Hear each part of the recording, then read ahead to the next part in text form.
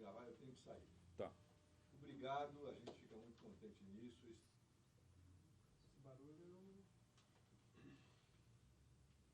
um sinal que a gente está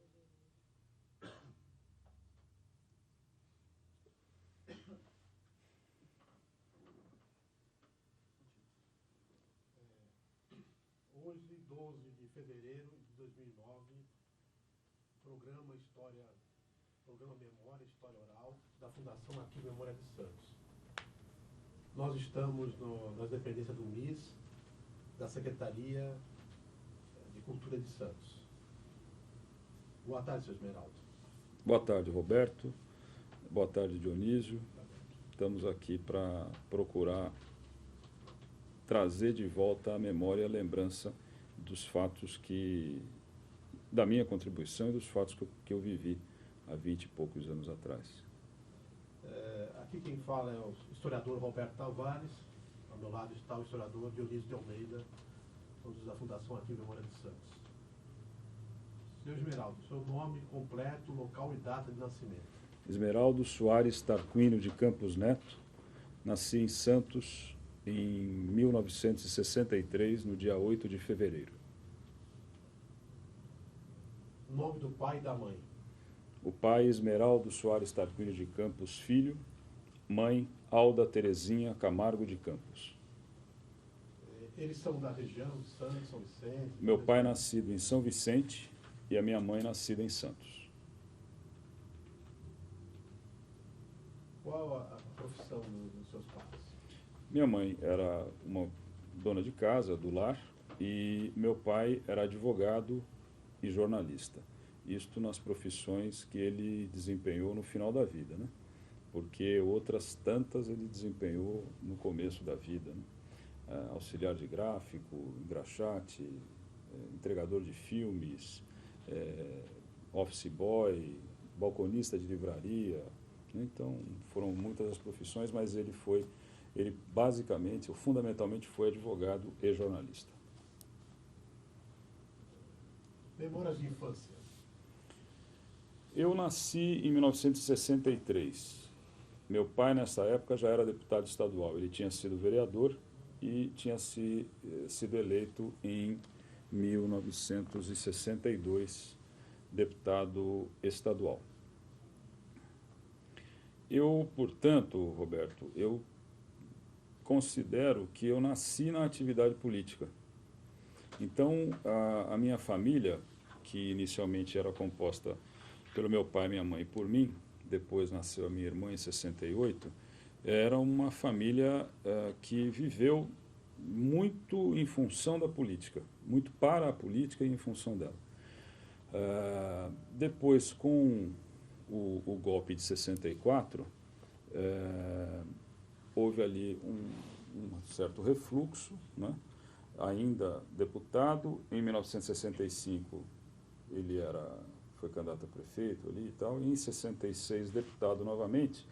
E aí eu começo a ter as minhas lembranças a respeito do que acontecia, né, por ali. Vou citar aqui duas coisas, né, em relação à minha infância. Eu me lembro de um comício em 1968, candidatura dele a prefeito de Santos, a eleição que ele ganhou, né?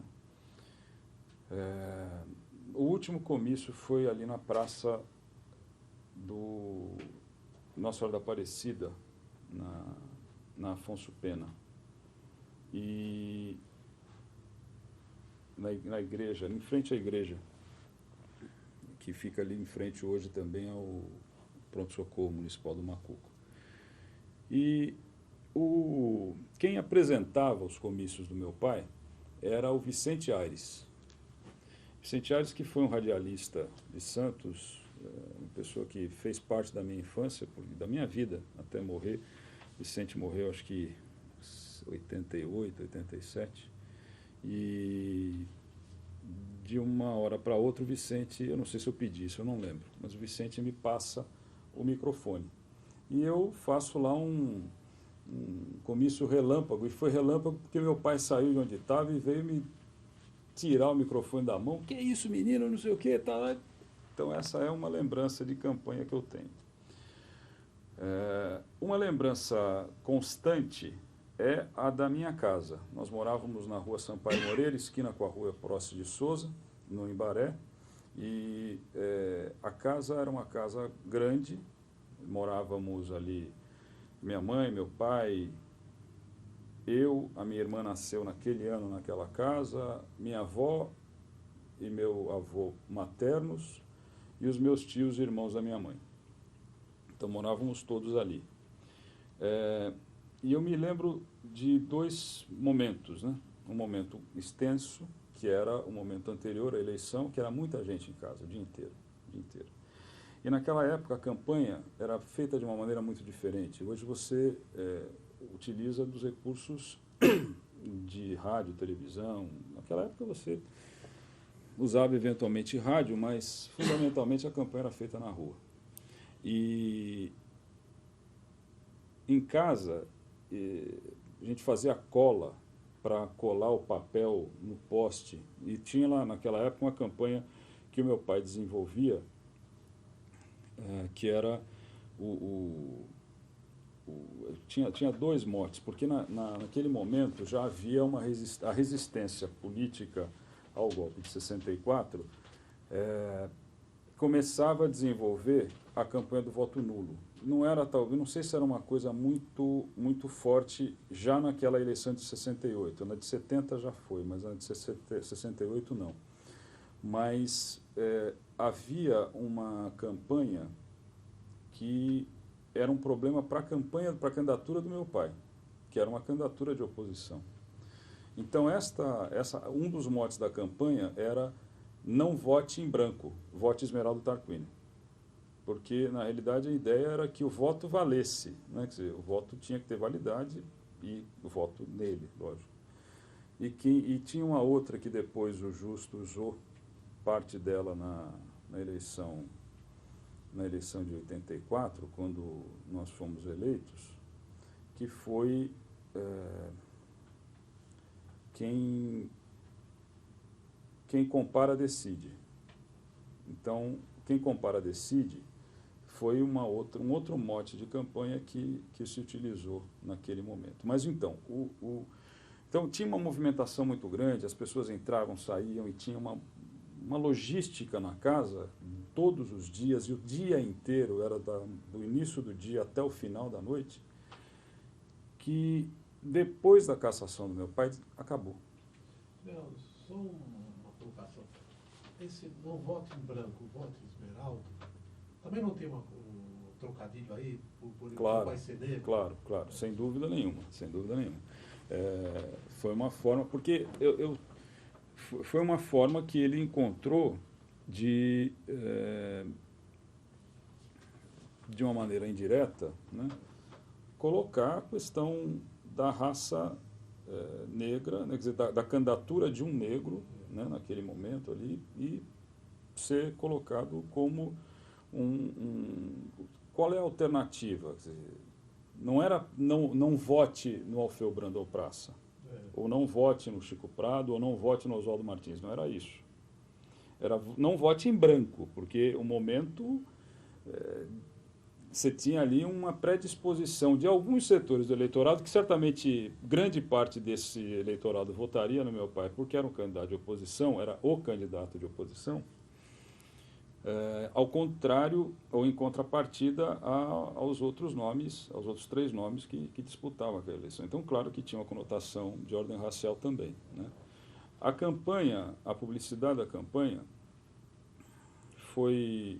teve uma participação importante do Márcio Moreira, né, que era publicitário, é vivo ainda, não mora mais, acho que não mora no Brasil até,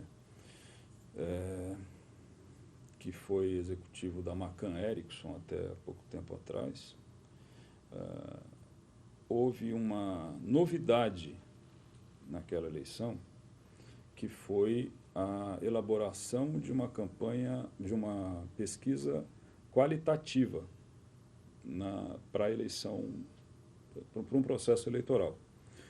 quem fez aquela eleição, quem fez a pesquisa qualitativa daquela eleição foi o Instituto Gallup, que era o Carlos Mateus, né? Eu até um tempo atrás tive esse documento, depois eu não achei mais, que é uma pena, porque era a pesquisa toda feita, né? E os elementos daquela pesquisa de 40 anos atrás são os mesmos de hoje. Quer dizer, você aperfeiçoou do seu ponto de vista técnico, científico, mas a base estava naquele... Já existia, até porque o Gallup já fazia pesquisa desde a campanha do Kennedy e Nixon, né?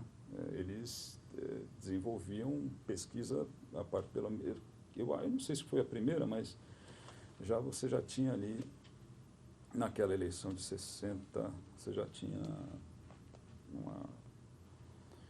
uma participação de pesquisa em eleição, processo eleitoral. Então, a publicidade da campanha tinha... Era uma coisa assim... Tinha um pouco de pureza, né?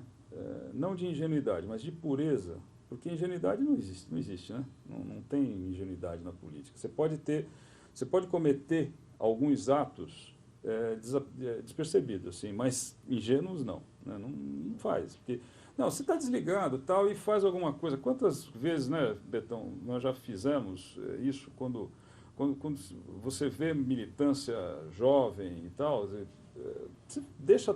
você faz coisas assim intuitivamente, né? Quer dizer, você arriscou e dá certo, ou às vezes não dá certo. Então a campanha publicitária era uma campanha com assim, áreas de pureza, mas que tinham... até porque você tinha uma televisão nova, o acesso à informação era feito pelo rádio, mas ele fundamentalmente era feito no contato direto, né? Uma outra lembrança de infância, você ia perguntar alguma coisa?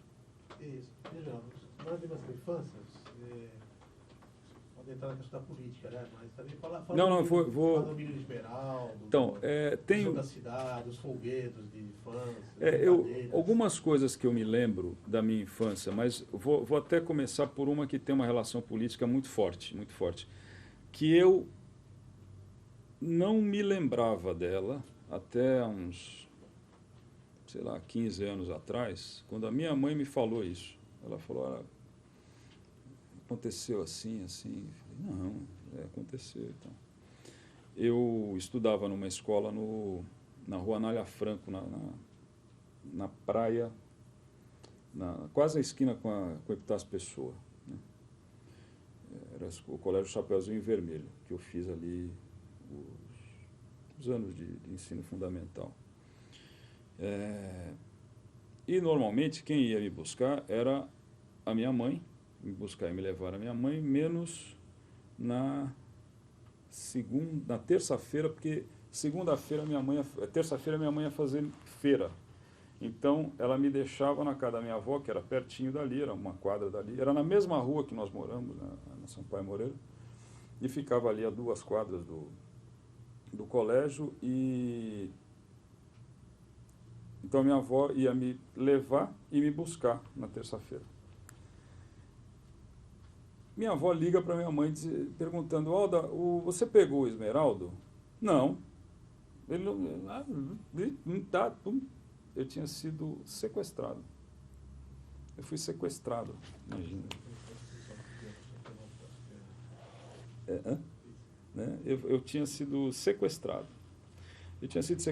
Eu passei o dia, isso deve ter sido, pelo que a minha mãe conta, isso deve ter sido em 70, 71. Tinha quantos anos? 7, 8 anos. Agora, eu me lembro, quando a minha mãe falou, eu lembrei de uma imagem que eu tinha, de mim mesmo, quando termina ali a rua, aquela avenida que sobe para Ilha Porchá, na curvinha ali, que faz uma pequena curva. Eu me lembro muito bem disso, eu tinha um tênis Conga azul, era um tênis que esquentava para chuchu, ele esquentava porque a sola era muito fininha, né? E estava eu lá, sentado no meio-fio, um pedaço de pau na mão mexendo no chão. No concreto, ali no asfalto, né? No asfalto ou lajota, sei lá, bloco. E, de repente, aparece a minha mãe e meu pai e me levam embora. Por quê? Ligaram para os meus pais, dizendo, olha, seu filho está em tal lugar, assim, assim, pode pegar. Porque devem ter falado, fica aí. Segura a onda aí, fica aí, moleque. Não sai daí. E aí eles foram, me pegaram e tal, e eu imagino a alegria dos dois, tanto foi, eu me lembro do seguinte, eu me lembro que quando a gente saiu dali, nós paramos logo em seguida, porque meu pai ele foi acompanhado de outras pessoas, né? Eu não me recordo quem eram as pessoas, mas eram amigos dele que tinham ido para ajudar nessa captura, nessa recuperação do filho. E tinha um lugar, e essa é uma lembrança que não é só daquele momento, né? Porque de outros momentos é uma lembrança deliciosa. Porque tinha um programa que eu adorava fazer, que era onde há acho que uma capela ali próximo dessa rua, tem uma capela na praia, na esquina da 11 de junho, né? São Pedro Pescador, na igreja. Ao lado da capela tinha um lugar que vendia camarão empanado. Essa é uma das lembranças gastronômicas que eu tenho da minha vida. Esse camarão empanado era um negócio impressionante. Nossa, era uma coisa maravilhosa. Era uma coisa que... a minha vida é permeada por essas lembranças gastronômicas. Eu tenho várias delas, vários sabores que eu guardo, assim, guardo e guardo bem mesmo, gosto de lembrar. Assim.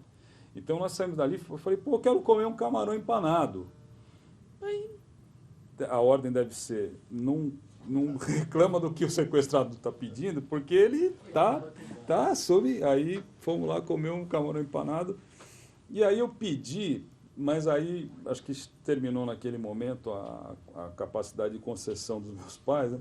Eu pedi para ir até a sorveteria Paulista, que ficava na 11 de junho, para comer um sorvete de pesidure, que é um sorvete delicioso, né? Que é uma coisa maravilhosa, né? Que nunca mais comi. Se alguém souber, por favor, avise, porque eu nunca mais comi. E aí, essa é uma lembrança que eu tenho, Roberto, porque não a do camarão, claro, mas de terem ido me pegar lá, né? De terem ido me apanhar ali em São Vicente. Você tem lembrança onde ficou? Não. Se levaram? Isso é uma coisa curiosa. Foi trauma que te Pode travou? pode ser. Porque tanto é que eu não lembrava quando a minha mãe me relembrou. Eu não tinha, Aí ela falou assim, pegando você assim, assim, assim. Aí eu falei, o camarão, é isso mesmo, tal. Então foi, o fato foi, não deve ter sido uma coisa tão, ou foi não teve gravidade física, a psicológica, se teve eu não saquei como é que foi, porque imagina. Mas eu não me recordo onde foi. Eu sei que eles me deixaram lá. Os meus pais me encontraram no fim da tarde, lá às 5 horas da tarde, mas ainda estava sol. Era um dia quente, um dia de sol, um dia quente. E é o que eu me lembro. O que eu me lembro disso. Mas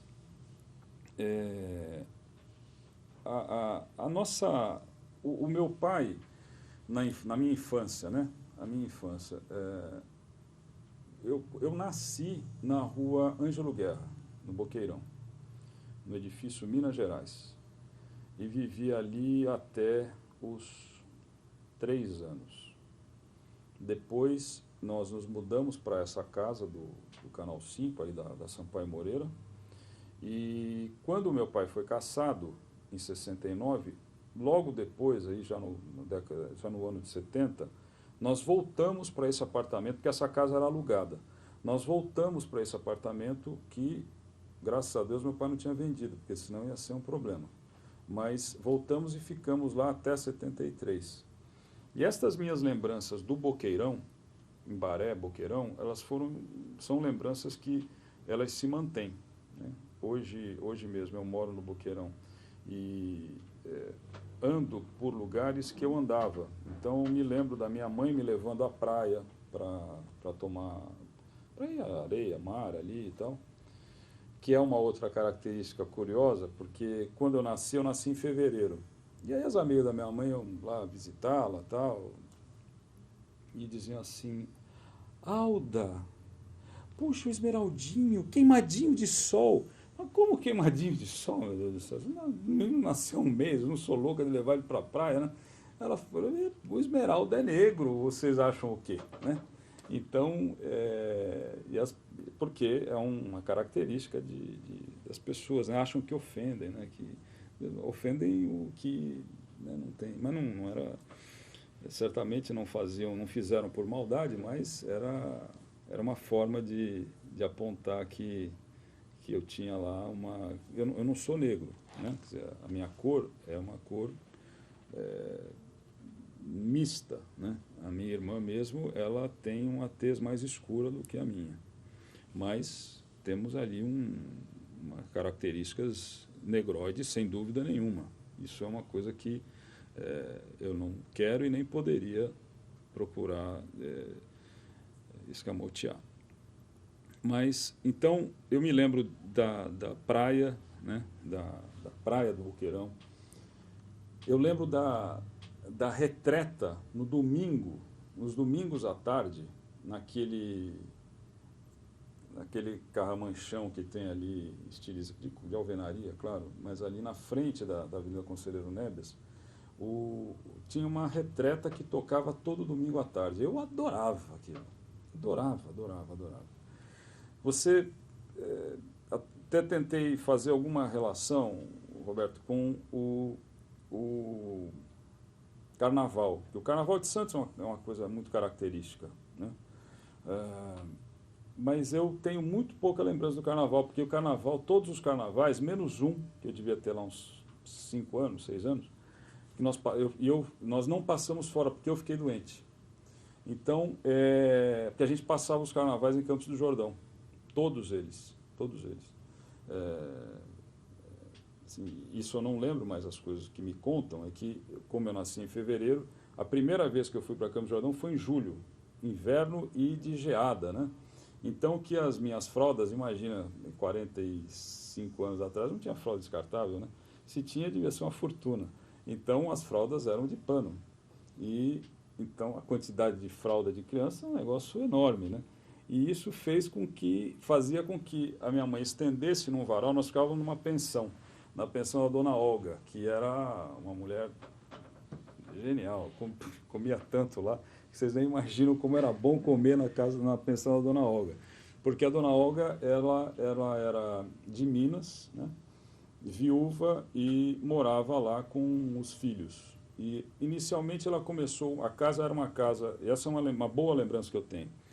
Eu, na verdade, tenho boas lembranças da minha vida, mas tenho muito boas lembranças. E era uma casa que inicialmente tinha 5 quartos, ela usava um quarto com a família e os outros 4 ela alugava.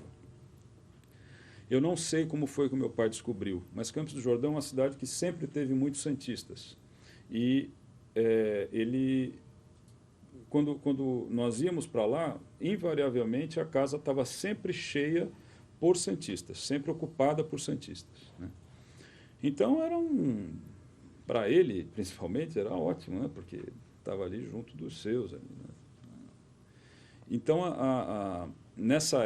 voltando ali à fralda, então minha mãe estendia a fralda no varal e parecia peça de bacalhau no dia seguinte, porque estava toda dura, né? Então não estava seca, ela estava úmida pela geada e tal, e secava no sol.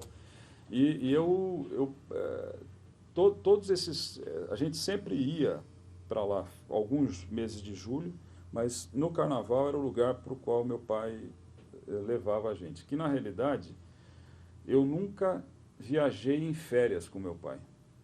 Nunca viajei em férias.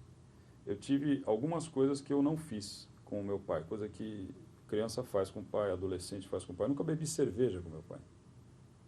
Essa é uma falha, é uma lacuna. Falha não, uma lacuna que eu acho que eu teria aprendido muito, né, se eu tivesse aproveitado um pouco isso.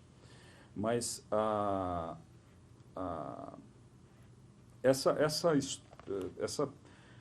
o fato de a gente só viajar no carnaval, porque era quando ele podia tirar férias, ficávamos lá 15 dias, assim, que era uma epopeia para Campos do Jordão, não era fácil não. Primeiro porque a gente tinha um Fusca.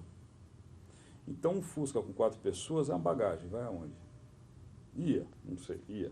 Dava-se um jeito e ia. E a estrada tinha 267 curvas, a estrada que ia de São José dos Campos para Campos do Jordão. Então, na ida, eu passava mal, e na volta minha irmã passava mal, ou vice-versa. Então, sempre alguém passava mal, era uma coisa maravilhosa. Então, mas a lembrança que eu tenho do carnaval é de lá, né? 2 ou 3 escolas de samba, blocos, né, que tinham ali em Campos do Jordão, e invariavelmente também meu pai todo ano era convidado para ser jurado do concurso lá de blocos, né, então uma coisa que era uma coisa muito pitoresca ali da cidade. Mas nesse ano que eu fiquei em Santos, eu fiquei encantado com os blocos de sujo, os blocos que passeavam ali pela linha da praia. Uma lembrança que eu tenho, que quem tem... A minha mulher, que não é daqui de Santos, que chegou aqui em Santos em 1979, não sabe o que era isso, foi andar de bonde. Não o bonde do centro histórico, porque este tem um valor diferente, né? É uma recuperação da história da cidade, né? Por esse aspecto ele é importante. Mas o bonde da linha comum, né? Normal, que era um bonde que não se atrasava. Era um transporte que não se atrasava, até porque não tinha tanto trânsito e tal, tinha uma linha exclusiva para ele. Meu pai me contava, ele morava na Campos Melo, ali perto da Xavier Pinheiro, e tinha, eu não sei onde era esse campo, mas tinha um campo de futebol, que eles jogavam bola, os amigos dele jogavam bola quando eram moleques, né? E ele dizia assim, filho, porque nessa idade, 10, 12 anos, o cara não para, né? Vai parar para quê? Para intervalo? Eu quero que jogar. Mas vai ter o sol, não sei o quê. Isso, 4 bondes, 4 vão, 4 bondes, 4 voltam. Aí trocava a cada 4 bondes. E então o bonde era uma... Às vezes eu ia para a praia, que a gente morava a meia quadra da praia nessa época. Às vezes, o bonde acho que acabou em 71, né? 71. Nessa época eu morava... Eu já tinha voltado lá para Ângelo Guerra, mas quando eu ainda estava na Sampaio Moreira, eu me lembro que no final da tarde a minha avó me pegava pela mão e me levava para esperar o meu avô chegando no bonde que parava na praia, na direção da Sampaio Moreira. Eu adorava isso. Que é uma outra lembrança que eu tenho da minha infância. O meu avô, que não é o pai da minha mãe, porque o pai da minha mãe eu não conheci. O meu avô, ele era corretor de café. E eu fui o primeiro neto dele, porque ele teve netos de filhos dele. Uma prima minha nasceu em maio, que é a Márcia, que é quem tem a mesma idade que eu. Então nasceu 3 meses depois, e os outros netos nasceram depois. Mas eu fui o primeiro dele. E eu e minha irmã somos os únicos que não são netos de sangue dele. Mas, na realidade, o meu avô é uma pessoa que teve na minha vida tanta influência quanto meu pai. Até porque ele morreu em 91. Ele morreu comigo já adulto. Com ele eu pude tomar cerveja. Com ele eu fiz coisas que eu não fiz com meu pai. Então, e aí a lembrança que eu tenho do meu avô, que era a paciência que ele tinha comigo, porque... Por causa do meu braço, quando eu nasci mal posicionado, então tiveram que quebrar a minha clavícula com fórceps para eu poder ser reposicionado para sair. Porque a cesariana não era muito utilizada naquela época, e então foi o meio que o doutor Ilso Viana, que era o obstetra da minha mãe, encontrou para salvar a situação. E a paciência que o meu avô tinha comigo, ele me levava à praia todo final de tarde que não estivesse chovendo, e sábado de manhã, domingo não sei, mas sábado de manhã, porque aí no sábado tinha mais tempo, aí ele fazia uma pipa, né, um papagaio, fazia lá, comprava o bambuzinho, colava o papel, tal, e vamos para a praia, vamos empinar papagaio lá. Então, essa é uma boa lembrança que eu tenho. Nessa época mesmo, ainda por conta do meu braço, porque alguns médicos diziam que o meu braço não ia se movimentar. Hoje ele se movimenta com as limitações que ele tem, mas eu não ia movimentar o braço. Então era curioso, porque tinha um amigo nosso, um amigo do meu pai, que era o doutor Ítalo Consentino, que era médico do Santos nessa época. Meu pai era diretor do Santos e era amigo do doutor Ítalo. E ele ia em casa, acho que 2 vezes por semana, 3 vezes por semana, no final do dia, para fazer uma fisioterapia em mim. Eu devo ter encontrado uns 40 lugares para me esconder dentro da casa, porque era uma novela toda vez, porque doía, né? Ele fazia uma coisa de uma forma que não me machucava, mas doía, porque você está fazendo uma contraforça para a musculatura que está atrofiada, então é um problema. Então, algumas dessas lembranças aí, uma lembrança engraçada, porque todas elas, de certa forma, têm muita relação com a política, né? Mas eu me lembro, eu já não era criança, assim, eu já era um pré-adolescente, eu devia ter uns 12 anos, mais ou menos, morreu o Piolim, que era um palhaço. Era o Arrelia, né, que era o grande palhaço da minha época ali, palhaço de circo, ou palhaços de outro tipo, já existia vários, mas de circo o Arrelia era o grande símbolo, né? O Arrelia tinha um assistente, eu não me recordo o nome dele, estou vendo a imagem, mas eu não me recordo. Ele usava um suspensório, uma calça curta, né? E tinha o Piolim. O Piolim era um palhaço menos famoso, assim.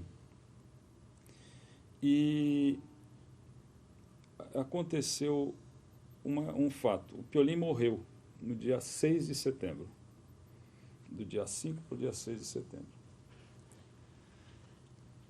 Nessa época eu estudava no Chapeuzinho Vermelho. E as professoras, todas elas foram professoras importantes. Eram todas mulheres. Não me lembro de ter tido nessa fase um professor homem. Que era mais comum, né? Professoras, até hoje, mas era mais comum professoras mulheres. E todas elas ficavam meio que me protegendo, olhando ali de alguma maneira, para o bem e para o mal. Porque o que eu fiz? Dia 6 de setembro, desfile escolar.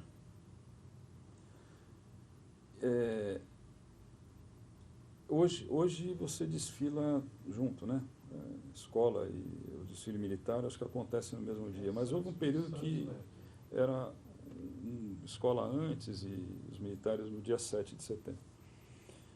E aí aconteceu o seguinte, deram umas bandeirinhas para a gente, né? Para a gente desfilar lá e tal. O que eu fiz? Em homenagem ao Piolim, que eu tinha conhecido meses antes, ou um ano antes, aqui em Santos, eu coloquei a bandeirinha meio pau.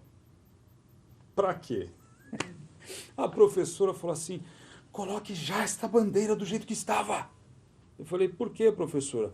Porque é o desfile de 7 de setembro. Eu falei, não, primeiro, hoje é 6 de setembro e eu estou fazendo uma homenagem ao Piolim. Mas não tem nada de homenagem ao Piolim, porcaria nenhuma. Você vai levantar essa bandeira aí do jeito que... Então, ela entendeu, depois na verdade, ela me alertou para um troço que eu não tinha prestado atenção, né? E aí, no meio do desfile, eu ia dando uma baixadinha, né? Porque era aquela... Você enrola o papel, mas não prende, né? Então, você vai de vez em quando dando um totozinho aqui, assim e tal, e abaixei um pouco a bandeira. Então, a minha infância, ela foi uma infância diferente, assim, não foi uma infância de criança que... eu me lembro de uma coisa, né? A Sampaio Moreira é uma rua que tem pouco movimento, até hoje ela tem pouco movimento. Mas é uma rua que era a rua que a gente morava, e aí eu me lembro uma vez, eu devia ter lá uns 5 anos, mais ou menos, fui atravessar a rua com a minha mãe, e aí ela não me deu a mão para atravessar. Aí ela começou a andar, deu uma olhada para trás e tal, e eu fiquei lá parado olhando, né? E ela falou, pode vir. Eu falei, estendi a mão, né? Ela falou, não, pode vir, vem. Aí veio e atravessei a rua. Nossa, que sensação de liberdade, que sensação de poder me movimentar sozinho num espaço que não era meu, né? Era um negócio tão grande, para mim foi tão grande aquilo ali. Essa é uma outra memória de infância que eu tenho. O ensino médio, você estudou no Bom, Chapeuzinho Vermelho, onde ficava o Sigla? O Chapeuzinho Vermelho e Sigla, era a mesma escola, porque o equivalente ao ensino fundamental 1 era o Chapeuzinho Vermelho, e o ensino fundamental 2 era o Colégio Sigla, Sistema Global de Avaliação, que era uma bobagem, porque tanto que entre os amigos lá daquela época, todo mundo só faz referência ao Sigla, menos um amigo meu que foi durante um período na década de 80 proprietário da livraria Iporanga, que foi do Álvaro Bandarra. E aí 2 irmãos compraram a livraria, o Luíde e o Carlos Marnoto. O Luíde, por uma dessas coisas da vida, foi estudar lá. E eu conversava com o Luíde era mais velho que eu conversava com o Luíde e tal. Então, quando a gente se encontra hoje, eu falei, não, tá, pois porque aquela época do Chapeuzinho, mas de jeito nenhum, eu estudava no Colégio Sigla. Eu falei, não, você estudava no Colégio Chapeuzinho Vermelho, que circunstancialmente chamou-se Sigla durante um período e tal. E também a gente acaba brincando com os colegas daquela época dessa forma. Então, o Chapeuzinho Vermelho foi o ensino fundamental 1, o 2, o colégio, a escola Sigla. Depois disso, eu fui para o Colégio Santista, que foi um impacto muito grande. Foi grande porque eu estudava numa escola que tinha 10 alunos e fui para uma escola que tinha mais de 30 na classe. E foi uma diferença muito grande. Mas foi uma mudança boa, foi uma mudança importante. Eu acho que se eu tivesse mudado do ensino fundamental 1 para o 2, teria sido tão bom quanto, né? Mas eu estava... foi um impacto, assim, os primeiros dias de aula, porque o colégio é enorme, você tem as quadras de futebol, quadra de esporte, o ginásio, o prédio. Meu pai tinha estudado naquele prédio porque fez faculdade de comunicação lá, né? Que era química e comunicação, que tinha à noite no colégio. Então, assim, para mim foi uma mudança grande, até porque no primeiro ano a gente estudava, acho que era no 3º andar, então tinha que subir 3 lances de escada, porque não tinha elevador. Imagina, vai ter elevador. 3 lances de escada todo dia, sobe, desce para o recreio, sobe do recreio e vai embora, né? Mas foi um período muito bom, porque o colégio... na área do ensino, da educação, eu tive muita sorte, porque eu estudei com pessoas equilibradas, com professores, a boa parte deles bons professores, né? Alunos... Claro que você sempre tem algum que está distante do grupo por esse ou por aquele motivo, mas eu sempre dei muita sorte com os meus amigos de colégio, com os meus professores, né? Então, isso na faculdade também. Porque a faculdade, para você ter, para usar uma expressão de pais e avós, para você andar com as más influências, né, é muito fácil, né? Facílimo. Então, mas no Colégio Santista eu vi que o mundo não se circunscrevia apenas a uma classe de 10 alunos. Era uma coisa maior, mais ampla, tinha uma engrenagem maior que se movimentava sozinha. Então, você tinha lá os padres, ainda havia alguns remanescentes de irmãos maristas, né?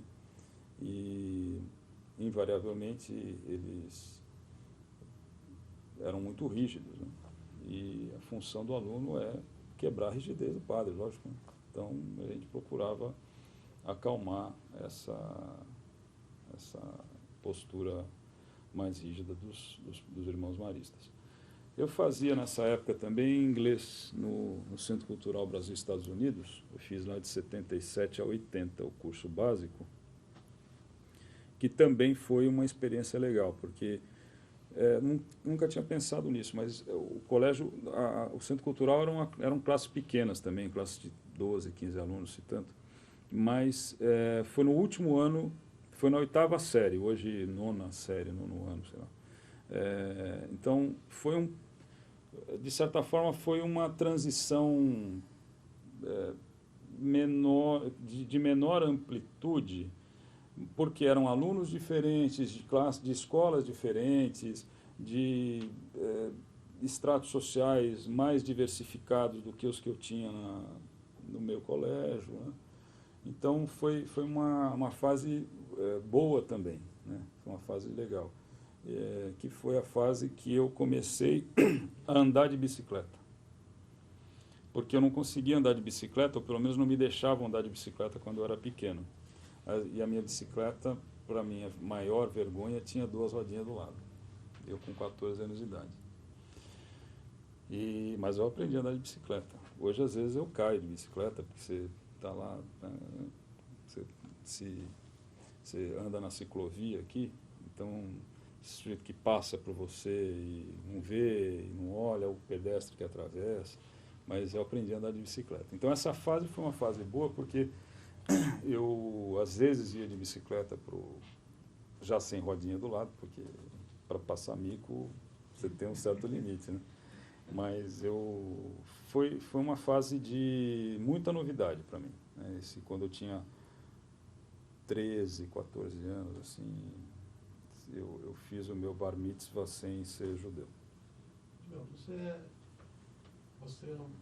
quando você nasceu, o seu pai já estava bem funcionado socialmente, né? Foi deputado, foi prefeito, embora cassado, foi prefeito, né? Então você transitou na classe média, né? Você é uma classe média. E tem a questão da raça. E como é que ficou essa questão? Você, um mulato, um filho de negro, um pai de negro, como que você circulava bem? Essa questão de ser negro, ser mestiço, isso influenciou na sua vida? Você sentiu alguma coisa? Olha, isso é uma coisa curiosa, porque... Havia racismo no meio? Se havia, isso comigo, né? Ações em relação a mim. Certamente houve, né? Certamente houve. Mas não das pessoas mais próximas, assim, dos meus amigos mais próximos, isso não. Tinha um sujeito na minha classe, no Colégio Santista, que uma vez... Eu tive alguns fatos assim que eu poderia identificar como atitudes discriminatórias, racistas e tal. Um deles foi, eu devia ter lá uns 15, 16 anos, e nós tínhamos de jogar bola na praia. E aí termina o jogo de futebol, aí fica lá conversando, tal. Aí um deles fala assim, não, porque eu jamais deixaria minha irmã namorar com um negro. Aí eu não estava na conversa, eu estava perto ali e tal, mas aí eu já fiquei na conversa, né? Entrei na conversa, né? Eu fiquei olhando para ele e tal. Por que você... Aí os caras que estavam conversando com ele começaram a olhar para mim, na minha direção. E aí ele olhou para mim e falou assim, menos o Esmeraldo. Eu falei assim, não se preocupe, porque eu jamais namoraria sua irmã. Então, é uma estupidez, porque eu não tenho dúvida nenhuma de que qualquer tipo de discriminação, consciente ou inconsciente, ela é muito, muito cruel para o discriminado e é uma demonstração tão intensa de intolerância, de ignorância do discriminador, que eu tenho uma posição, assim, fazendo um paralelo aqui, eu tenho uma posição tão clara em relação às questões religiosas e os 3 grandes grupos religiosos do mundo, né, o cristianismo, o judaísmo e o islamismo, assim, que assim, eu lamento que as pessoas sejam pautadas, que a vida delas seja pautada por questões religiosas que levam à discriminação, que levam à guerra, que levam à instabilidade, desarmonia e tal. Para mim é muito simples isso daí. Dizer, não, se tem lá um amigo espanhol, filho de espanhóis, que fala, não, porque os judeus, porque não sei o que, escuta, meu amigo, você não tem a menor noção do que aconteceu no país dos teus pais, né? De 1000 anos para cá, pelo menos. Você não tem a menor noção. Então, não diga isso, porque, pô, vocês... Aí o seu nome qual é? É tal. Vai ver direito o que é isso, o que é a origem do teu nome aí, porque é óbvio que você tem, provavelmente, a sua origem é judaica, né? Não é outra coisa e tal. Então, as pessoas são muito... E hoje você tem uma discriminação em relação aos muçulmanos que ela se torna cada vez mais intensa, mais cruel e mais ignorante e mais intolerante e tal, porque fica muito fácil. É muito fácil você identificar um inimigo qualquer que seja e elege o cara e pumba, e dá cacete nele. Que foi certamente o que aconteceu com muita gente aqui na cidade em relação ao meu pai. Isso sem dúvida. Mas teve aí foi um fato direto que aconteceu comigo e esse é o mais marcante para mim, é o que mais me chamou a atenção na minha vida. Porque realmente outros nenhum me chamou a atenção, nenhum me saltou aos olhos de uma maneira muito intensa, muito marcante, assim, não. Mas esse sim. Ao passo que a minha irmã, ela já reclamou muito para mim. Na juventude dela, hoje menos, mas também, mas na juventude dela, ela reclamou muito para mim disso. E agora, isso aconteceu em 80, eu tinha 17 anos. Nós fomos para São Paulo, para o Rio de Janeiro, nós 4. Minha mãe, meu pai, a minha irmã e eu, né? E ficamos no hospedado. O Santos ia jogar contra o Flamengo no Maracanã no domingo, numa semifinal, eu acho que era uma semifinal do Campeonato Brasileiro de Futebol de 80.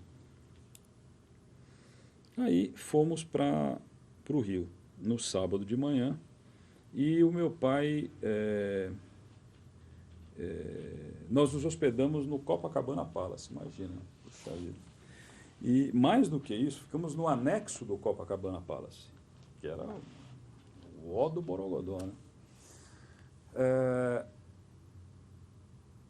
E nós chegamos sábado e voltaremos no domingo após o jogo, já para o aeroporto ali. Tá? Meu pai, minha mãe e minha irmã foram passear pelo Rio no domingo de manhã. No domingo à tarde, eu arrastei o meu pai para ver Botafogo e Corinthians no Maracanã. Era um jogo no sábado lá. E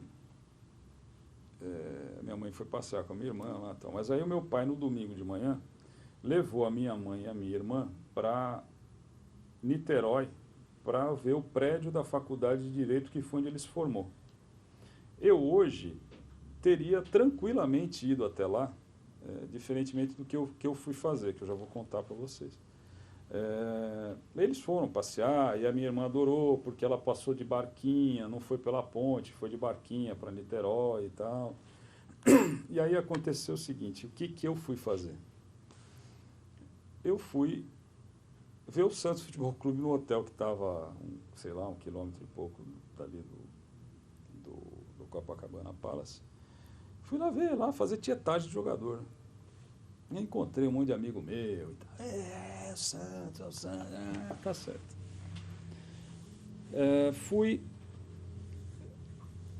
Fiquei lá um pouco, aí voltei pela praia, normalmente, fui andando pela areia e tal. Quando eu voltei pro hotel, fui entrar, eu não sei se, eu acho que hoje ainda é assim, mas há uma passagem, você tem um restaurante, olhando de frente para o prédio do Copacabana Palace, você tem o restaurante de um lado e o prédio do hotel do outro. O restaurante que eu digo, um lugar onde você come, eu não sei se é o restaurante principal ali e tal.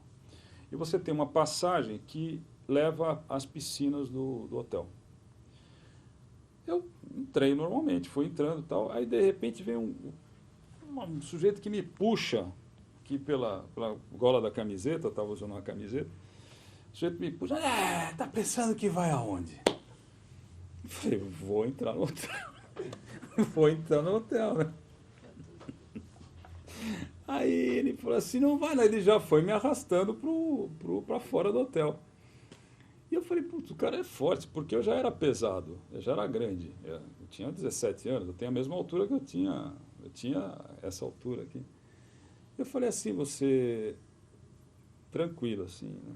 Eu falei, você me solta, para e me solta, porque você vai ter algum tipo, e é muito calmo mesmo, né?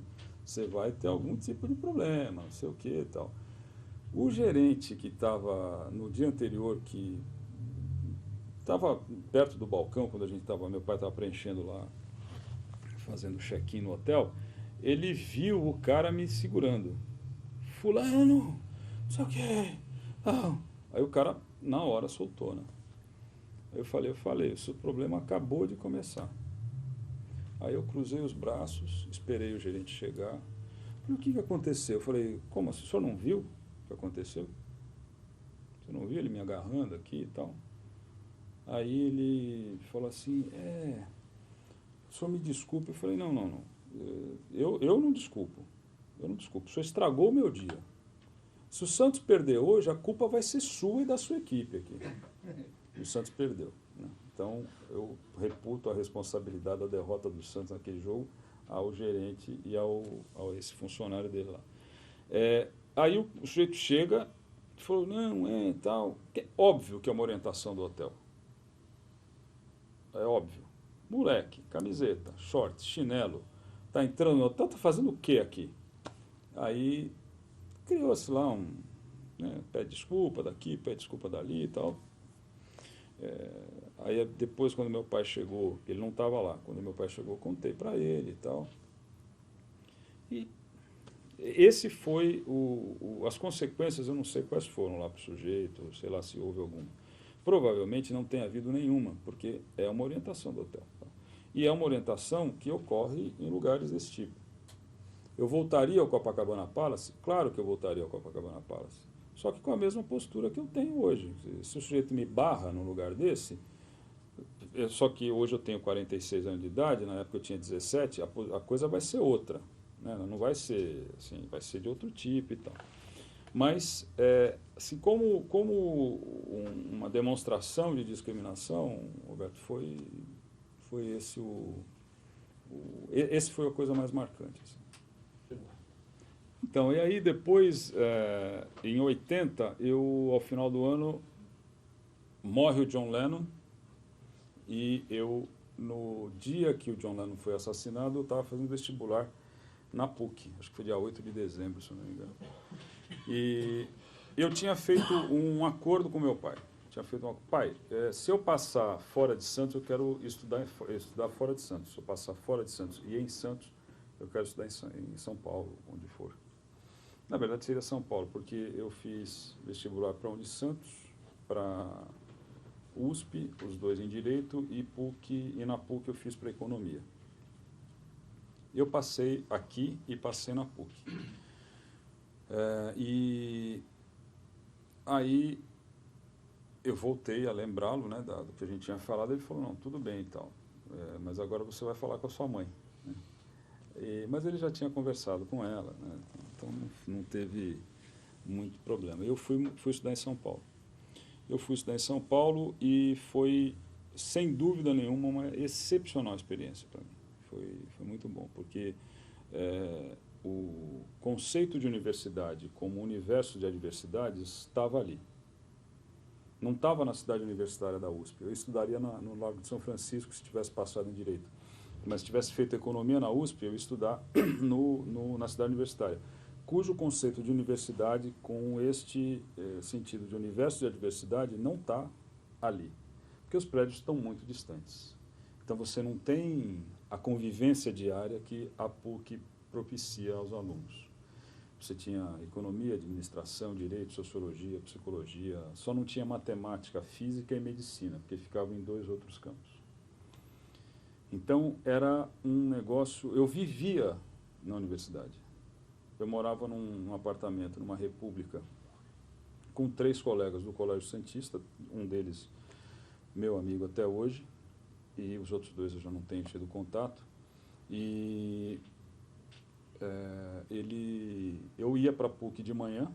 Meu dia era assim, eu ia para a PUC de manhã, acordava cedo e acordava e chegava na hora, não ficava enrolando assim e tal, porque eu tinha um esquema que era meio maroto. Eu ia para a PUC, almoçava no bandejão, porque eu tinha uma semanada, né? Uma semanada, e ela tinha vida curta. Se eu não tomasse cuidado, ela tinha vida curta. Então, o que eu fazia? Eu comprava a ficha para o bandejão da semana inteira e guardava. Então, minha alimentação do almoço está garantida.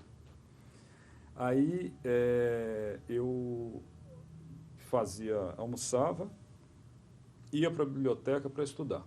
Eu estudava até, sei lá, 3, 4, aí dependia do dia, mas umas 3 horas de estudo eu fazia. Aí ia para casa dormir e saía à noite.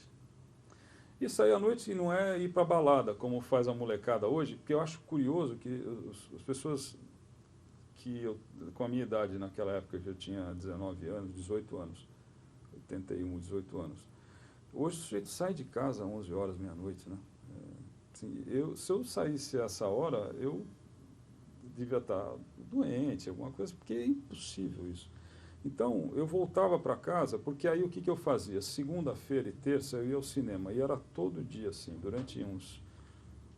quase durante o primeiro ano inteiro eu fiz isso. Era cinema segunda e terça, eu ia ao teatro na quarta porque era mais barato, quarta e quinta o teatro era mais barato, então eu ia a um teatro por semana.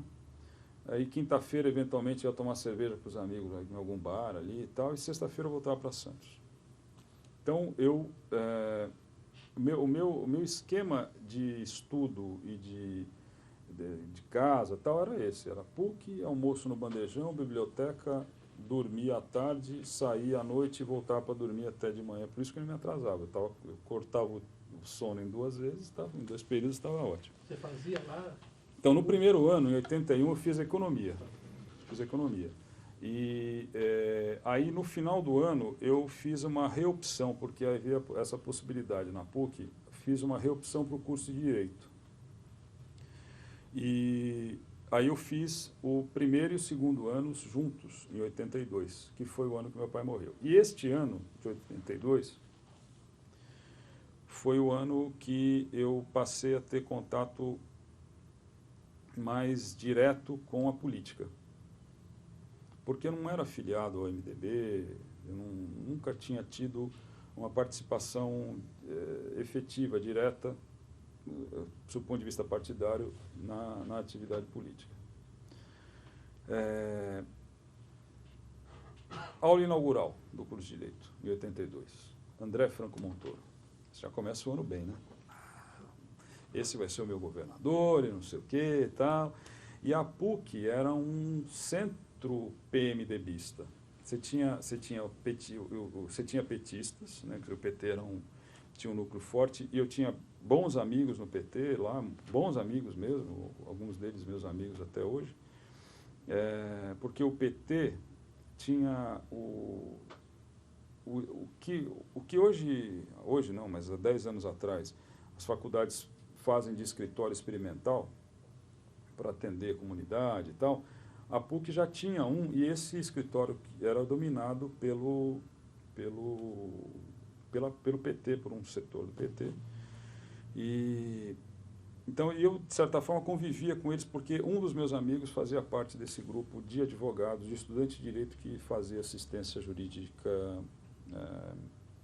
aos sábados, principalmente, que eles iam para os bairros, né, para a Zona Leste, notadamente para a Zona Leste.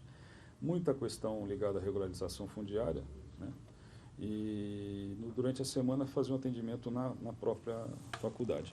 E ali você tinha debates todo dia, todo dia. Putz, era uma coisa... Era muito rica. A PUC sempre propiciou palestra, convidava, porque é interessante, o sujeito, naquela época, hoje eu não sei, mas era interessante a pessoa ir falar na PUC, então faz um seminário de qualquer tema que seja, você tem uma afluência razoável de alunos, principalmente nos períodos da manhã e da noite, à tarde menos, porque você tinha menos estudantes. Mas eu passei a ter contato e conviver com pessoas que foram muito importantes na minha vida. Muito importantes na minha vida. E eu na campanha do meu pai, na campanha de 82, que quando ele foi candidato a deputado estadual, eu fiz campanha para ele lá, obviamente.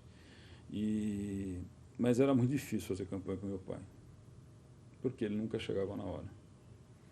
Então, teve uma feira que os alunos organizaram para divulgar os seus candidatos. Isso daí já para setembro, começo de setembro, final de agosto, assim. Eleição era em novembro. Mês de setembro.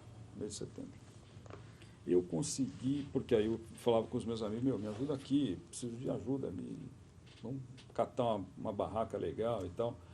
Pegamos uma barraca que não era a melhor, mas era uma das melhores barracas, bem localizada, ponto de entrada e saída de pessoas. Falei, esse lugar é ótimo.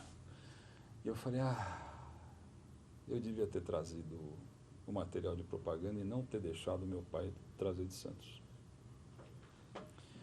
Ele chegou lá às 9 horas da noite, os meus amigos já... Aí, 9 não sei, mas já era escuro, já estava escuro. E todo mundo decorado, bandeirola, distribuindo papelzinho, não sei o que e tal, e estava lá eu lá colando papel no que sobrou, né? Porque eu tive que, imagina, você não vai ficar guardando aí? Então. Bom, eu sei que aí eu convivi ali com grandes juristas. Eu fui... assim, foi um período muito rico, sob o ponto de vista do aprendizado, foi muito importante para mim, muito importante. Uma convivência semanal, pelo menos, na PUC, era com o Plínio Marcos, que montava a sua banquinha ali dentro da escola e vendia livro lá. Então, eu sempre procurava ali conversar um pouquinho ali, ficar ouvindo o que ele falava para as pessoas, porque ele era muito engraçado, né? E foi mas aí já na questão, porque a PUC foi um direcionador da minha atividade, das escolhas que eu fiz na minha vida. Com a política, porque, por exemplo, eu tive aula com o Michel Temer. O Michel Temer foi meu professor de Direito Constitucional, um excelente professor. Eu tive aula com o Adilson Dallari, que foi um excelente professor de Direito Administrativo.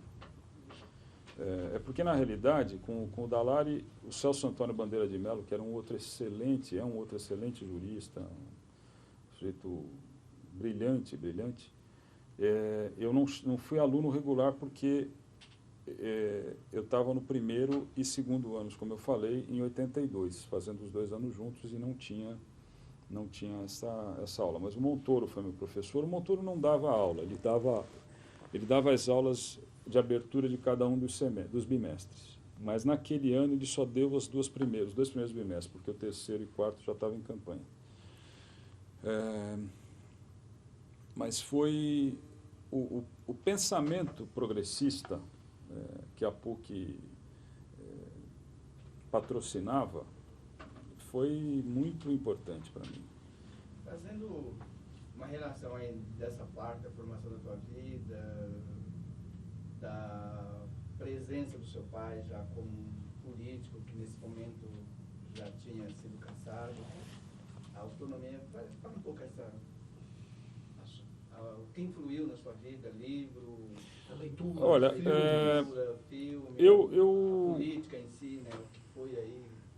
Então, né, meu pai foi cassado, eu tinha 6 anos de idade. Quando ele foi cassado, nós passamos lá algumas dificuldades. Meu pai ficou sem trabalho, eu me lembro do meu pai vendendo, imagina isso, vendendo barco de fibra de vidro na Avenida Conselheiro Neves. Ali onde do lado ali do Bar Presidente, da ótica, Oswaldo Ótica, do seu Oswaldo, ali do lado. E aí, domingo de manhã ele ia para lá, ficava em frente ao Recanto do Livro, que era a livraria que ficava ali na Conselheiro. Ele falou com o gerente, o dono da livraria, pediu a ele se poderia colocar ali e tal. Colocou o barco. Obviamente ele não vendeu um barco, claro, mas era o jeito que ele encontrou de ver as pessoas, de falar com as pessoas. As pessoas paravam para falar, para ver, para conversar com ele e tal.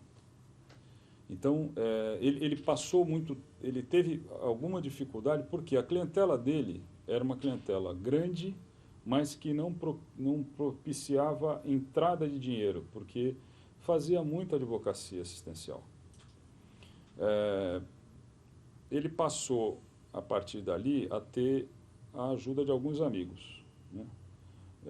Em São Paulo, um deles, que já é falecido, que foi um grande amigo do meu pai e meu amigo, um grande amigo que eu tive, porque em 2 momentos me ajudou com o trabalho. 2 momentos me ajudou com o trabalho. Que é o Darcy Barros, que era um despachante aduaneiro daqui de Santos, amigo do meu pai, mais novo que meu pai, mas amigo dele, amigo do despacho aduaneiro, né? E o Darcy falou, você vem advogar para mim aqui. E devem ter feito uma composição de 1 vez por semana, 2 vezes por semana, ele ia para lá, organizava a documentação, que de certa forma foi o que, em parte, eu acabei fazendo para o Darcy num período, isso em 95 agora. Mas, então, o meu pai teve essas dificuldades e passou essa imagem. Nós nunca passamos fome, nunca tivemos dificuldade dessa ordem. Eu não sei o que é passar fome, mas eu sei o que é eu sei como é que deve ser a cabeça de quem se sente responsável por alimentar seus filhos. Isso deve ser um sentimento, quando você não obtém resultado, deve ser um sentimento terrível.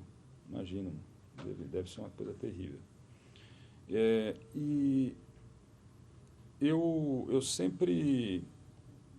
Aí nesse sentido, você perguntou livro, que tipo de influência, né? Eu, como todo adolescente, li muito pouco, né? Na minha adolescência, eu li muito pouco. Na época anterior à faculdade, na preparação para o vestibular, eu tinha que ler, porque a literatura portuguesa, brasileira e portuguesa, você tinha que ler. Então, eu li os clássicos ali, que eram recomendados para o vestibular. E, curiosamente, eu me salvei de uma aposta no cursinho, uma vez, porque eu tinha aula com um professor, Aloísio, que era professor de literatura, excelente professor. 2 excelentes professores que eu tive no cursinho, o Aloísio e o César Fragata, que era professor de História. E o Aloísio falou assim, eu pago uma caixa de cerveja para quem falar o nome de 2 obras do Raul Pompeia. O Ateneu, né? O Ateneu, o Ateneu. 2 obras. O Ateneu, o Ateneu, o Ateneu. Aí eu... O que é? Uma tragédia no Amazonas. Ele ficou desesperado, porque ninguém sabia isso daí. Porque só sabem do Ateneu. Né? Claro, óbvio. Né? Mas aí essas... Eu tenho uma boa memória. Né? Não chego ao ponto de ler. Tem gente que faz isso, né? Isso eu acho curioso, porque a gente começa a ler o livro, pega as últimas páginas do livro para ver o que aconteceu e depois se interessa a ver. Isso romance, né? Isso só poderia funcionar mal com romance. Mas eu li alguns clássicos da literatura universal.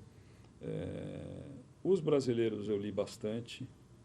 Agora, o que eu gosto, ou o que eu gostei mais, hoje eu vejo menos, mas o que eu gosto é de cinema. O cinema me mobilizou sempre muito.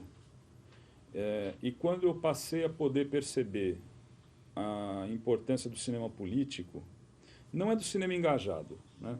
É do cinema político, que, por exemplo, eu não sei, não me lembro com que idade, mas quando eu vi o filme do Costa Gavras, o Z, que é uma história assim, eletrizante, né? Ela é uma história triste, mas ela é uma história eletrizante. Aquela imagem dos prisioneiros, eu não me lembro o nome, também o filme dele, quando ele faz o filme no Chile, que ele faz uma referência... Desaparecidos, isso. E a imagem dos presos no Estádio Nacional, aí depois eu me lembro que na Copa de 74, a União Soviética não quis jogar a eliminatória, a repescagem da eliminatória contra o Chile por causa daquilo, né? Por causa do golpe. Acho que é uma posição ideológica, talvez um pouco exagerada, mas aquilo ficou na minha cabeça. Né? Falei, caramba, os caras vão deixar de jogar a Copa porque aquele maluco lá, que nem sabia que era o Pinochet, aquele maluco está matando gente lá. Né? Mas os filmes... semana passada eu deixei gravando. Eu não vi inteiro, porque esse é um filme que eu quero rever com muita atenção, que é O Homem que Não Vendeu Sua Alma. É um filme do Fred Zinnemann, com o Paul Scofield, que faz uma referência ao Thomas More, que era um pensador, à época do Henrique VIII, que não permitia, que se posicionava contra a anulação do casamento do Henrique VIII com a Catarina de Aragão e para que ele pudesse casar com a Ana Bolena. Né? Mas eu comecei a ver o filme, porque eu tinha visto quando eu era menino. E aí eu falei, caramba, eu não entendi nada desse filme naquela hora. A história eu conheço, né? Até o ano passado, no retrasado, a TV mostrou uma minissérie muito boa, Os Tudors, uma reconstituição histórica legal e tal, mas esse filme ele tem raízes de filosofia humanística muito importantes assim. O que eu revi, eu falei, caramba, eu acho curioso que eu não acho que eu tenha apreendido no filme, quando eu vi esse filme há 20 e tantos anos, o que eu estou revendo agora. Eu acho que, na realidade, eu fui aprender... E aí é puro empirismo mesmo, né? É uma coisa assim de você ir absorvendo o ensinamento que a vida traz. E aí, eu não tenho dúvida do valor que a leitura pode oferecer, o valor que a leitura tem na vida das pessoas e o que ela pode oferecer.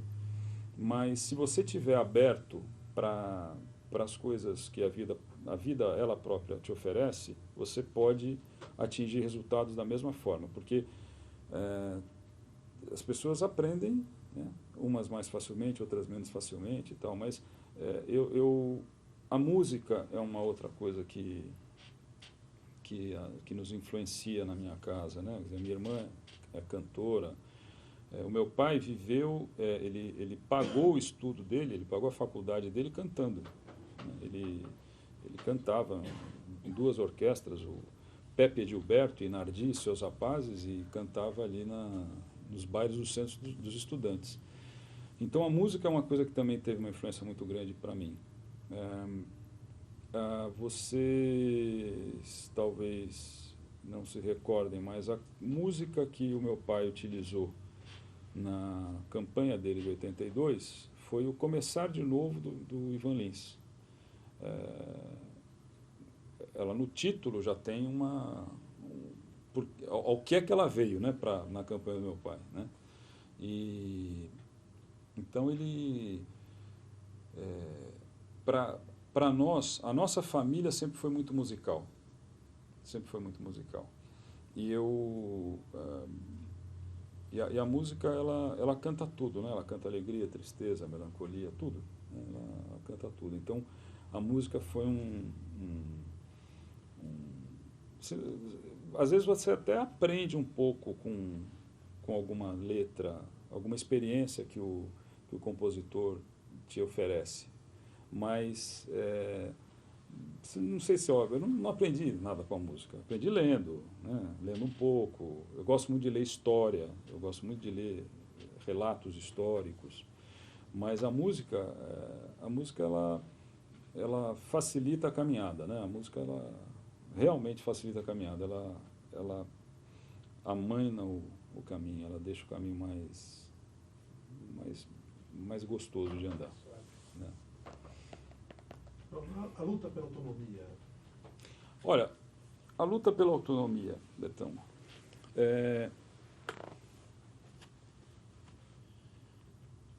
em 1979, meu pai tinha retomado os direitos políticos dele no dia 13 de março. E era curioso porque ele sentia um certo orgulho de dizer assim: hoje faltam 3 anos, 10 meses e 22 dias para eu retomar os meus direitos políticos. Toda hora ele falava, ele fazia essa referência, ele tinha esse calendário na cabeça. Se o meu pai sofreu com alguma coisa, ele sofreu com a morte do pai dele aos 7 anos de idade, portanto ele teve que viver ele próprio, ele sofreu com eu sei que ele sofreu quando eu nasci e quando quebrei lá a clavícula e arrebentaram-se os nervos do braço, quando a minha avó morreu e tal, mas sofrimento maior do que a cassação dele não teve não, porque foi muito sofrido. E muito sofrido a ponto de, sob o meu ponto de vista, criar até um certo prejuízo familiar, porque ele poderia ter saído do Brasil numa posição, para ele, profissionalmente boa, né? Quando ele foi convidado para ir para a OEA, por exemplo, né? Ele foi convidado para ir trabalhar na OEA, coisa que era comum. A OEA abrigava, principalmente parlamentares cassados, né, dos diversos países da América Latina. Mas aí nós mudaríamos para Washington num período que seria bom para mim, né? Para a minha formação pessoal seria muito bom ter aproveitado um período fora do Brasil. Mas ele permaneceu aqui. Ele permanecia aqui e contava isso regressivamente todos os dias. Em 79, eu acho que isso aconteceu na Semana da Pátria de 79. O João Figueiredo, que era presidente, veio a Santos, veio ao Guarujá para inaugurar o terminal da Conceiçãozinha. Ele tinha vindo de manhã para cá. Eu estava em São Paulo no final da semana. E o meu pai eu fui me encontrar com meu pai em São Paulo porque eu gostava de hipismo, e naquele fim de semana da Semana da Pátria, tinha um torneio de hipismo, um grande torneio de hipismo todos os anos. E eu fui me encontrar, nós fomos assistir juntos a esse torneio. E o Figueiredo estava no torneio também, porque ele era da cavalaria, né? E aí os jornalistas que estavam cobrindo a visita do Figueiredo vieram e eles conheciam o meu pai, porque o meu pai tinha uma relação com as pessoas que faziam jornal, televisão, rádio, muito boa, muito fluente. Sempre foi assim. E eles reconheceram meu pai ali. Ô, Tarquínio, veio conversar com o presidente. Ele ficou ofendido. Nossa, imagina, veio conversar com o presidente. História essa. Eu vim aqui acompanhar o meu filho para ver essa prova aqui e tal. E não sei o que, tal, papá, e aquilo foi... E esse discurso da autonomia,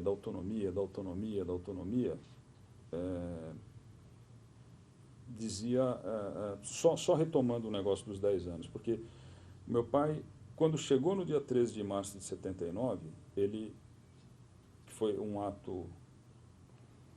Teve uma missa no dia 13, que foi uma terça-feira, se eu não me engano, e na sexta-feira teve um ato político no Cine Caiçara, que foi uma festa maravilhosa, né? Todas as grandes lideranças políticas do Brasil estavam aqui, né? De São Paulo principalmente, mas as brasileiras também. A liderança do MDB no Senado, na Câmara, estava aí. Então, foi uma coisa excepcional. Mas ele dizia o seguinte, que eu não vou ser anistiado. Eu passei 10 anos da minha vida, eu perdi 10 anos da minha vida, e eu não fui anistiado, porque a anistia veio em agosto de 79. Então, e aí, por conta dessa entrega da Conceiçãozinha em setembro, logo depois da anistia, a discussão em relação à volta da autonomia, a recuperação da autonomia, acelera-se de uma maneira excepcional. O adiamento das eleições de 80, das eleições municipais, foi um caminhão de água congelada nas pessoas, né? E era curioso porque eu observava isso no colégio, o centro de estudantes era o Marcos Campanella, que era o presidente na época do centro de estudantes. Foi presidente, não foi? Mas era uma liderança estudantil. Quem era? Eu não me lembro quem era o presidente naquela época. Era o Eduardo nessa época? Mas é por ali, né? Que foi aquele ano, né? Ah, não. Eu lembro do Campanella, porque o Campanella ia fazer campanha no Colégio Santista, que foi o único que foi fazer. Então, ali você teve uma intensificação da campanha pela autonomia. Eu participei da campanha. Não, eu não participei da campanha. Eu acompanhava meu pai, via a movimentação, ia com ele nas coisas e tal. E teve um debate, isso já em 82, ele quando voltou, ele foi eleito presidente do MDB. E logo depois, em 80, do PMDB. E teve um debate na Faculdade de Comunicação, já na Euclides da Cunha, com candidatos a prefeito. Eu acho que isso aconteceu em 81. Não me recordo. E tinha o candidato do PMDB, que seria ele, o PT tinha lá alguns candidatos. O fato foi que, imagina que alguém ia forçar o meu pai a tomar uma posição em público, né, fazer pressão mesmo, e ele mudar de posição para que ele não fosse candidato a deputado estadual, que houve uma movimentação nesse sentido, para que ele não fosse candidato a deputado estadual e que ele mantivesse a candidatura a prefeito, porque seria importante para a recuperação da autonomia. Ele falou, não, o palco para a discussão deste tema não será aqui em Santos, o palco será em São Paulo, será em Brasília, porque era a forma que ele Mas colocar numa situação dessa.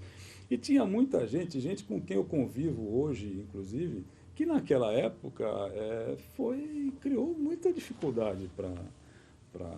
Tinha gente que pintava o muro ali da linha férrea, da Francisco Glicério, e tinha aqui o meu pai na delegacia de polícia para dizer, olha, isso aqui foi uma coisa dos meninos ali e tal. Então são coisas que acabam... o presidente do partido acabava perdendo o seu tempo com isso, né? Mas era uma das funções dele, ou pelo menos ele achava que era assim.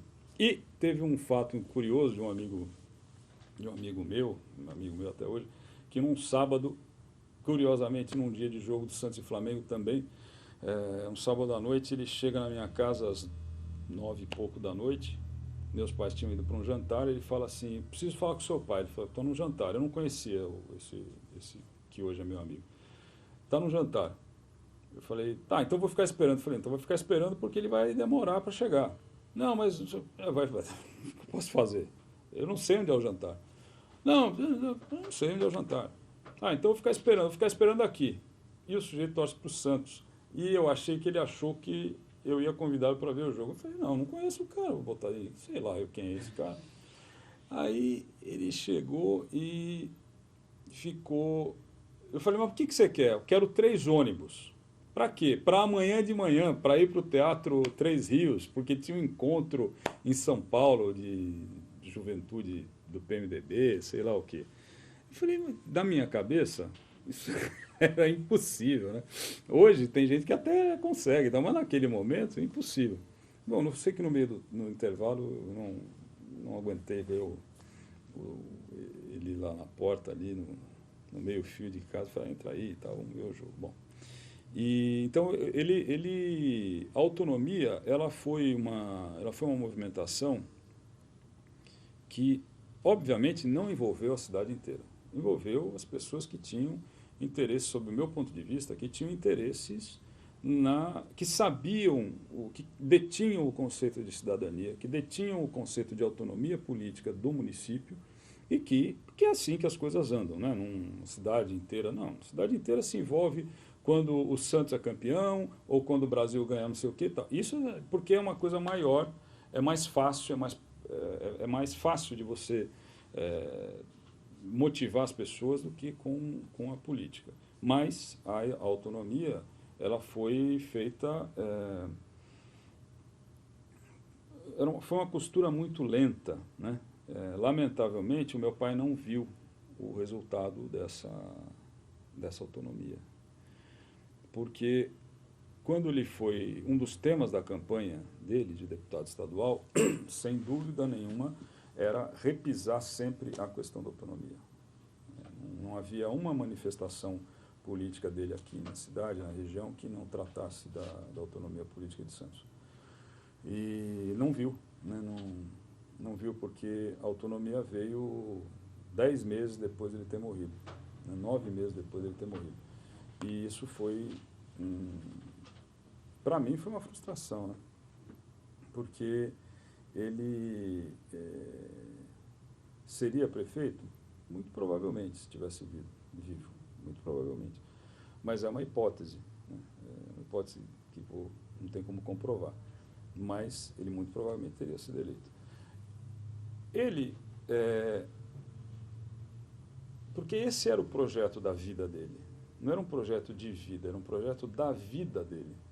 E esse foi um projeto que ele, de certa forma, transmitiu para a família dele de uma maneira tão intensa que nós vivemos isso junto com ele, cada um na sua medida.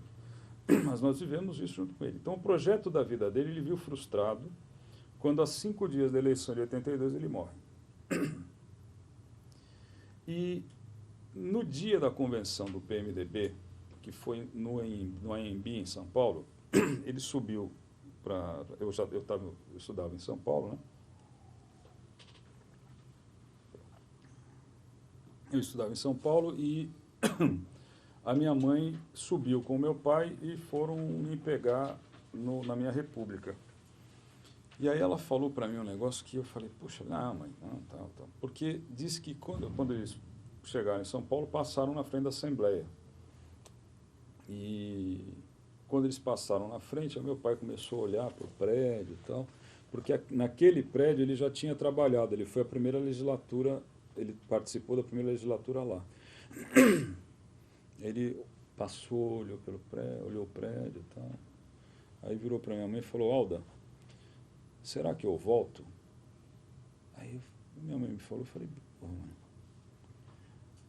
é uma hipótese também naquele momento, mas pô, não era uma coisa imaginável que o meu pai não se elegeria.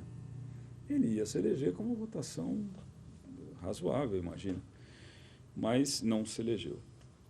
E aí, quando a cidade vibra com a autonomia, com a recuperação da autonomia, depois eu tive a oportunidade de conversar com o Aureliano Chaves, que era vice-presidente na época, que foi quem assinou o decreto, né? Foi um decreto? Foi um decreto, né? E aí eu tive a oportunidade de conversar com ele por uma situação. Ele estava em São Paulo, já não era mais vice-presidente, nada, isso foi já no ano 91, 92, e conversei longamente com ele, né, com o Aureliano, e ele me dizia, sobre autonomia conversamos pouco, para falar a verdade, mas ele me dizia da dificuldade que foi, eu lamentavelmente não anotei isto, mas a dificuldade que foi, as idas e vindas, até que o governo decidisse, assumisse a posição política de devolução da autonomia para a cidade e tal. Mas o Aureliano foi uma pessoa equilibrada, né, naquele processo. Porque eu acho que ele era um político equilibrado. Eu acho que ele foi uma pessoa, de alguma forma, importante. De alguma forma, não, foi uma pessoa importante no processo de transição para a volta da democracia. Então, com a autonomia, eu estava em Brasília. Eu fui para Brasília com o Eduardo Sanovics até. Fomos juntos. O Edu, que tinha sido presidente do Centro de Estudantes e estava sempre muito envolvido nessa questão da retomada da autonomia. E foi uma catarse total da caravana de Santos que estava. Eu não via a saída do ônibus aqui. Tem aquela imagem da foto, que a autonomia, quando eu lembro da autonomia de Santos, é aquela foto na porta na escadaria da prefeitura. Aquilo é o símbolo, para mim é o símbolo. E aí você pega a foto, você reconhece pessoas com quem você convive até hoje, né? Isso é uma coisa, eu gosto, né? E então a retomada da autonomia, eu vi pessoas assim muito emocionadas, muito alegremente emocionadas com aquilo.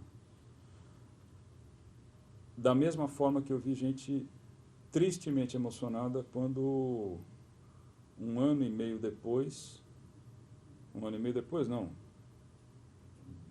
8, 10 meses depois, a emenda Dante de Oliveira cai no Congresso e não aprova as eleições diretas. E aquilo aconteceu num momento em que nós estávamos na fase final da campanha para a prefeitura, primeira eleição depois da retomada da autonomia. A nossa eleição ocorreu no dia 3 de junho, né? E a votação da emenda das diretas foi no dia 25 de abril. E teve aquele grande comício em Anhangabaú, né? Com 1 milhão e tantas mil pessoas, foi uma coisa assim, inesquecível. Mas, então, nós tínhamos ali mais um mês de campanha, 40 dias de campanha. E aquela campanha, ela foi atípica por diversos fatores, por conta tá fora da época das eleições, por você ter atores novos,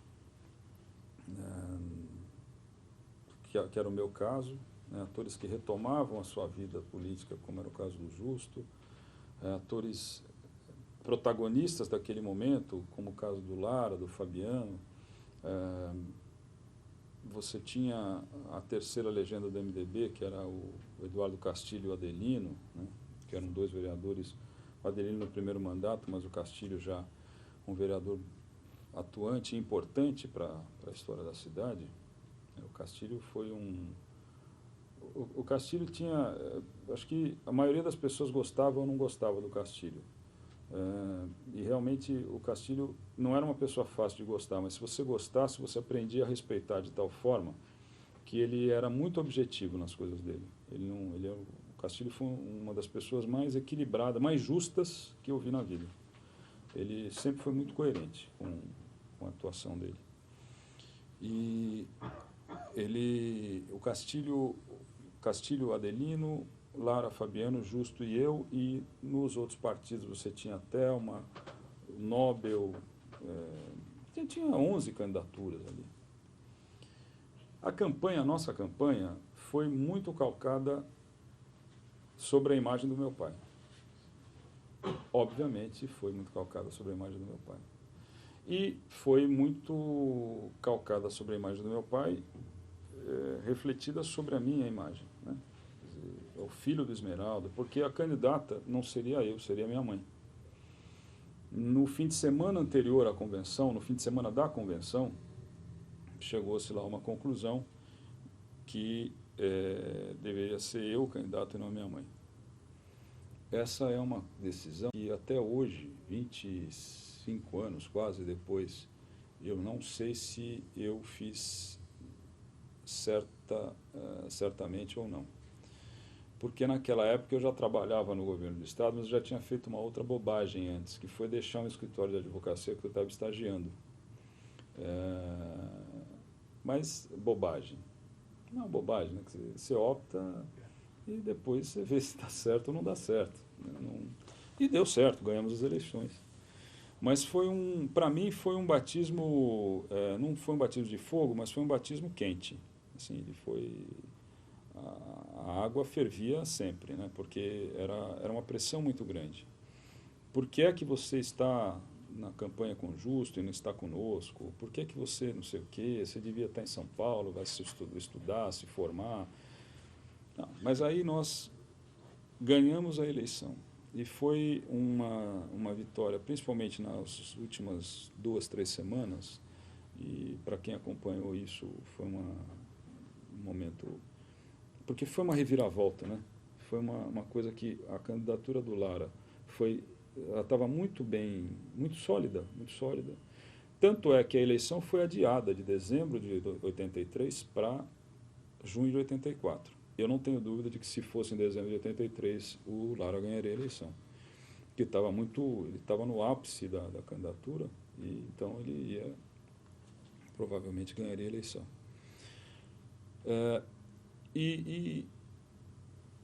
Aquele período de 82, a minha vida, imagine, de 1982 até 85, ela sofreu muitas mudanças. Meu pai morre,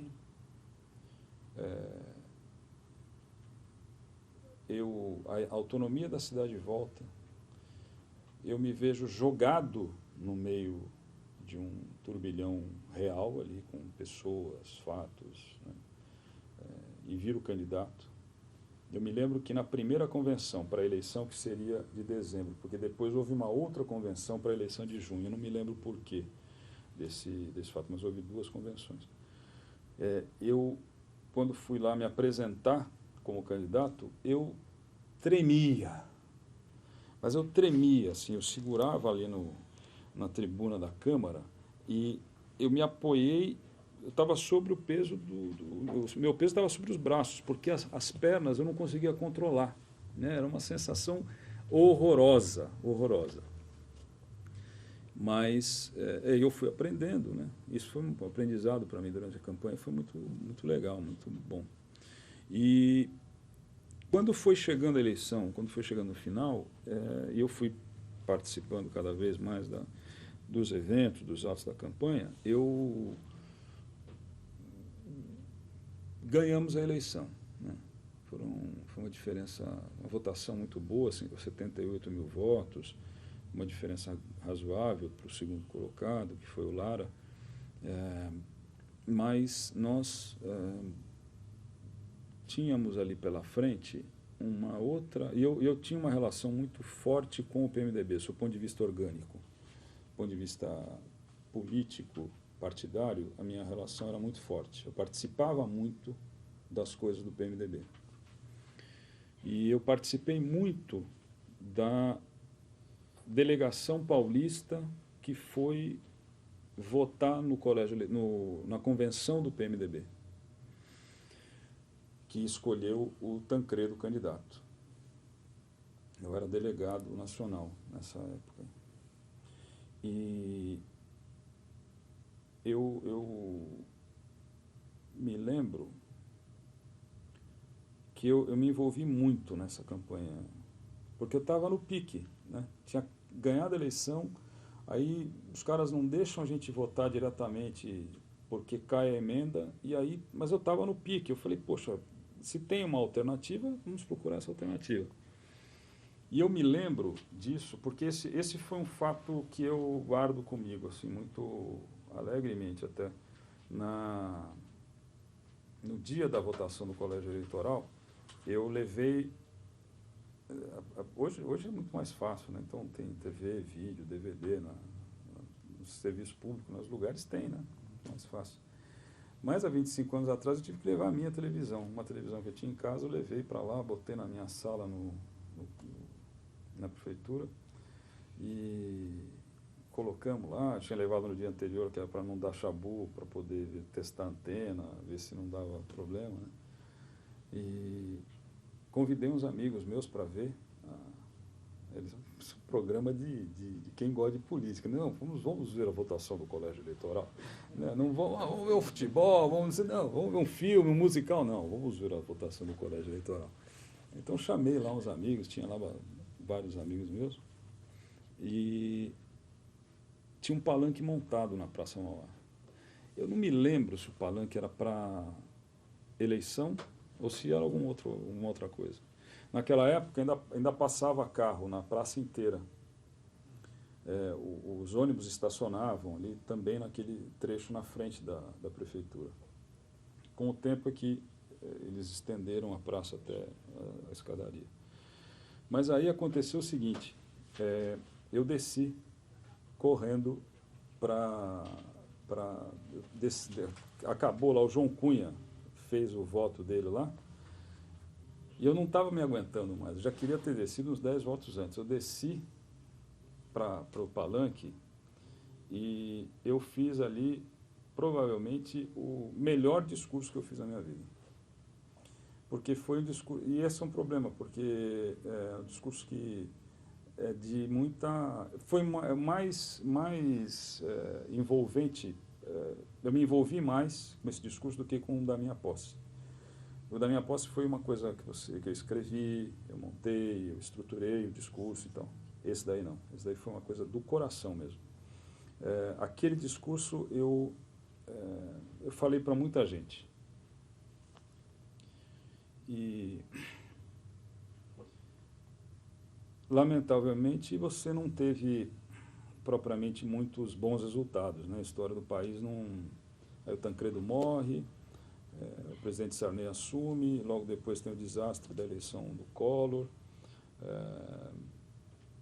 e você tem depois os 2 mandatos do Itamar, os 2 mandatos do presidente Fernando Henrique e agora com o presidente Lula. Mas a cidade foi uma cidade que... Santos é a Barcelona brasileira, a cidade vermelha, mas Santos é uma cidade, sobre todos os aspectos, sobre todos os conceitos, uma cidade democrática. É por isso que vale a pena nascer e viver aqui em Santos, né? Porque você aprende, se quiser, você aprende as coisas que a cidade te oferece.